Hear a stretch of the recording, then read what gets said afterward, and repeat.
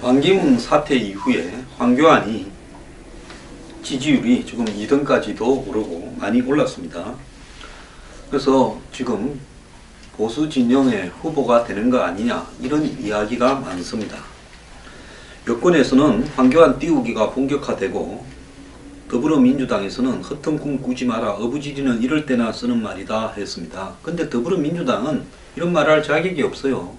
실제로 지금까지 반기문, 황교안이 적당히 대선 주자로서 지지율을 갖다가 이렇게 나타내면서 두 사람이 계속 그냥 서로 밀고 땡기면서 보수 진영의 지지율을 하향평준화해서 나눠 가지기를 원했던 겁니다. 가장 원하는 것은 10% 안팎에서 반기문, 황교안이 한 두어 달 더 가주기를 바랬을 겁니다.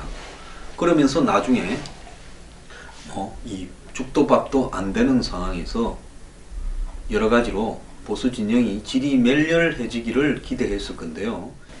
일찍 예상보다 반기문이 사퇴하면서 황교안의 지지율이 좀 올라가고 있습니다. 제가 생각을 할 때는 10% 한 후반까지는 갈 수 있을 거라고 보이는데요. 자, 지금 여당 쪽에서는 황교안 띄우기가 본격화되고 있습니다. 자, 새누리당은 지금까지는 탄핵 정국 속에서 반성과 쇄신에 주력했지만은 반기문 총장이 불출마하면서 어차피 새누리당 오지는 않을 거였으니까요. 어제 반 총장이 들어가도록 한방을 미기는데 임명진 위원장이 기여를 했지요. 보수 진영의 대안을 찾는 모드로 갔는데 실제로 새누리당이 달리 없는 사람을 찾아서 대안으로 내기는 어려울 거다. 그래서 지금 지지율이 11, 2%까지 가 있는 황교안에 주목을 하고 있는 걸로 보입니다. 자, 그래서 반 총장이 들어가면서 반 총장의 지지율 상당수도 황대행에게 올 것이다. 실제 JTBC 조사에서는 반 총장의 지지율 중에 20.3%가, 매경 조사에서는 반 총장의 지지율 중에 20.4%가 황교안 대행에게 온다라는 통계가 있었습니다.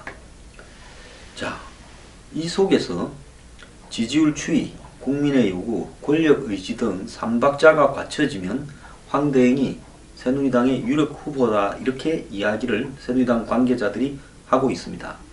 한 핵심 당직자는 지지율이 10%를 넘으면 설이 현실화된다. 지금 황 대행이 깃발만 꽂으면 한 맺힌 태극기 부대가 그에게 몰릴 거다. 몰릴 거다가 아니라 이미 태극기 부대는 반기문 전 총장을 새누리당이나 박 대통령에 대한 애정을 보이지 않는다고 무시하고 황 대행에게 몰려가 있습니다. 자, 변수는 이제 박 대통령 탄핵 심판인데요. 일단 탄핵이 내려질 때까지, 내려져야 뭐 황 대행이 출마를 하든지 말든지 하는 거지, 탄핵 전까지는 출마한다고 말을 절대 할 수 없는 상황이지 않습니까? 대선 행보를 적극적으로 하지 못하고 그나마 소극적으로 대선 행보를 이렇게 대행 역할을 수행하면서 본인이 은근히 출마할 듯 뉘앙스를 풍기면서 갈 수밖에 없는 한계도 있습니다. 그런데 사실 이것이 황 대행에게는 나쁜 게 아니라 좋은 거지요. 만약에 황 대행이 출마를 공식 선언했다면 뭐 출마할 수 있느냐 없느냐라는 부분은 무의미하다고 봅니다. 법적으로 할 수 있기 때문에 무슨 심판이 선수로 뛰냐, 지가 날짜 정해놓고 지가 나서냐, 대행 자리를 또 부총리한테 넘겨주냐, 이런 거는 뻔뻔하기만 하면 되는 문제입니다. 지금 대한민국의 대통령부터 온갖 부분에 뻔뻔함이 판을 치는데 그 뻔뻔함이야 욕 좀 먹으면 되는 거기 때문에 눈 딱 감고 해버리면 됩니다. 문제는 황 대행이 출마한다라고 말을 하는 순간에 검증을 하겠다고 칼을 들고 다 달라들 겁니다. 자, 그렇게 되면 황 대행은 지금처럼 계속 지지율이 올라가는 이런 국면이 유지되지 않을 수도 있겠죠. 반기문 사무총장 한번 보십시오. 한국에 오기 전에는 문재인과 비슷하거나 좀 높았는데 한국 땅에 딱 상륙을 할 때 오기도 전에, 직전에 비행기 탈락할 때 23만 불 박연차 수수부터 동생 조카부터 온갖 일들이 터져 나오기 시작하니까 그때부터 슬슬 간 겁니다. 저는 여러 가지 이유가 있겠지만은 반 총장이 중간에 포기한 가장 큰 이유는 검증을 버티기 어려운 부분이었다고 보고, 지지율 하락에도 위인처럼 생각했던 사람이 주변이 어떻게 저런가에 대한 비판이 가장 크게 좌우했을 거라고 봅니다. 제가 한 1년 반쯤 전에 방송에 나가서 공개적으로 반 총장은 대선에 넣을 건데, 넣으려고 한다면 자기 동생들, 조카들 기업처에 다 걸치고 앉았고 여러 가지 불미스러운 이야기가 들리는데 그거 빨리 정리해야 된다 라고 이야기를 한 바가 있습니다. 무슨 반기문 테마주 이야기 나와서 하고 성완종 씨의 무슨 KD 파워의 무슨 보선 파워텍에 이런 이야기 나와서 하면 그걸로 어려운 겁니다. 어쨌거나 황대행도 본인이 출마하겠다는 의지를 입으로 공식화하는 순간부터 여러 가지 검증이 시작될 겁니다. 국면제 이야기부터 정관예우 이야기부터 시작을 해서 또 삼성과 관련된 이 삼성의 엑스파일 수사 이야기부터 온갖 이야기가 다 등장할 수 있을 겁니다. 자, 그렇기 때문에 황대행은 지금까지 황대행은 보수 진영 중에서 카리스마가 있다. 국회에서 야당 의원들을 시비 거는 사람과 몇 번 싸웠죠. 그럼 더 나아가서 통진당 해산할 때 법무부 장관으로서 그 해산 청구인이었죠. 이런 부분들이 본인에게는 보수의 가치를 지킬 수 있는 사람이다라는 이미지로 또 카리스마가 있다. 반기문 사무총장이나 유승민 의원에게 부족한 그런 카리스마가 있다. 이런 식으로 보수 진영의 구미에 맞을 수 있는 여건들이 갖춰져 있고, 또 총리나 권한대행이라는 직위 자체가 또 황대행의 여러 가지 틀을 만들어주고 있습니다.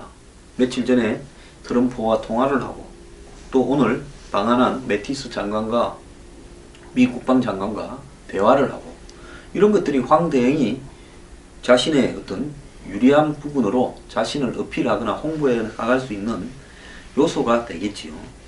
그래서 황대행은 계속 애매하게 하면서 탄핵 심판 전까지는 물밑에서 움직이다가 지금 새누리당이나 박 대통령 주변에 있는 사람도 솔직히 겉으로는 탄핵 기각 가능성에도 대비하고 있다고 하지만은 기각이 되면 기각이 된 대로 황대행을 범여권의 대선 주자로 부상을 시키고, 또 탄핵이 인용되면 인용된 대로 급히 땡겨다가 이렇게 후보로 내세운다.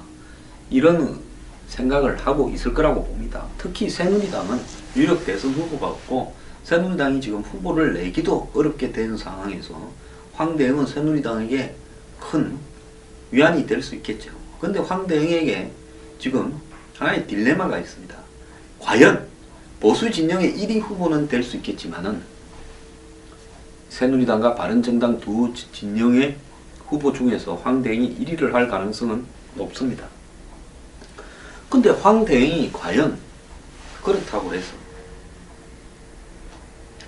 이 문재인을 꺾고 당선 가능성이 있는가라는 부분에서 봤을 때 현실적으로는 그 가능성이 적습니다. 지금 보수 진영의 전체적인 텃밭이요 매우 축소되어 있습니다. 지금은 6대4보다도 더 적습니다. 근데 제가 볼 때는 40%까지는 회복이 될 거라고 봐요. 근데 51대49를 생각해서는 저는 곤란하다고 봅니다. 그거는 정상적인 상황에서 대선이 여야가 격돌했을 때 51대49고요. 지금은 매우 비정상적인 상황으로 가 있다. 자, 언제하고 비슷하냐? 2007년 노무현 대통령 당시 여당이 해체되고 열린우리당이 다 탈당을 해서 여러 당을 만들었다가 대통합민주신당으로 해서 경선을 해서 정동영이 후보 확정되고, 거기에 이명박 후보가 당시 한나라당 후보고, 또 이해창 후보가 독자적으로 출마하고, 이렇게 해서 3파전이 벌어졌지 않습니까? 그때 형편없는 표차로 정동영 후보가 패배했습니다. 그럼 그때 왜 그렇게 되었을까요? 노무현 정권의 실정으로 말미암아, 한마디로 노무현만 아니면 된다라는 어떤 국민들의 심리가 이명박 후보의 BBK나 각종 의혹들이 있었음에도 불구하고 능력 있는 사람 뽑아주자. 당시 이 노무현 정권 안 된다. 특히 야당 정권 10년 이제는 바꿔야 된다라는 것이 작용하면서 이명박 후보가 당선되었습니다. 지금은 거꾸로 이제 보수가 10년을 집권했는데 박 대통령이 사상 초유의 탄핵이 인용될 위기상황으로 내몰렸고 온갖 이야기들이 매일 터져나오고 있습니다.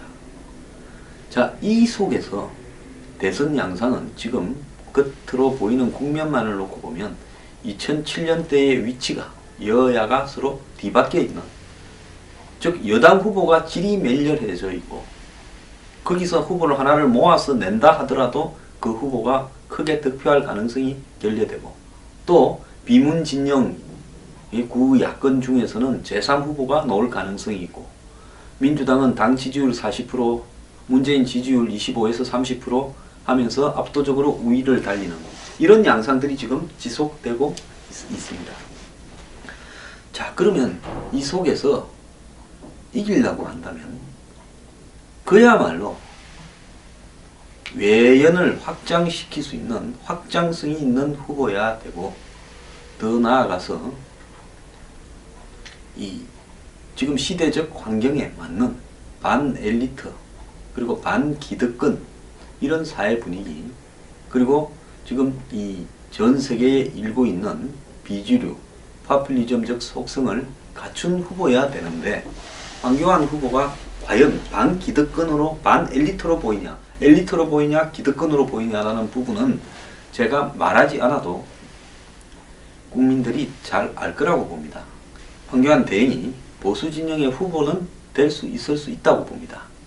그런데 후보가 되고 난 다음에 과연 3파전을 해서 승리할 수 있는 것인가 라고 봤을 때는, 문재인 쪽에서 봤을 때는 황교안이 보수 진영의 후보가 되는 것이 자기들이 적어도 55대 45나 6대 4 정도로 이기는 가장 쉬운 길이라고 생각을 하기 때문에 지금까지 황 대행을 공격하지 않고 겉으로 비판하는 척 하지만은 그냥 슬슬슬슬 넘어갔던 겁니다. 그것도 반기문 전 총장과 둘이서 보수표를 나눠 먹는 상황이 지속되기를 더 바랬는데, 이제 그런 어떤 최선의 상황은 끝났죠. 자, 여기서 그러면 황 대행은 어떻게 해야 되는가? 이런 문제가 남아 있습니다. 정책으로 본다면요, 유승민 의원이 지금 내놓고 있는 정책이 시대적 가치에서는 부합한다고 봅니다.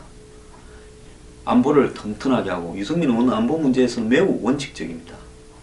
그 다음에 경제적으로는 개혁해야 된다는 시대적 가치를 이해를 하고 있어요. 복지나 노동 이런 부분에서까지요.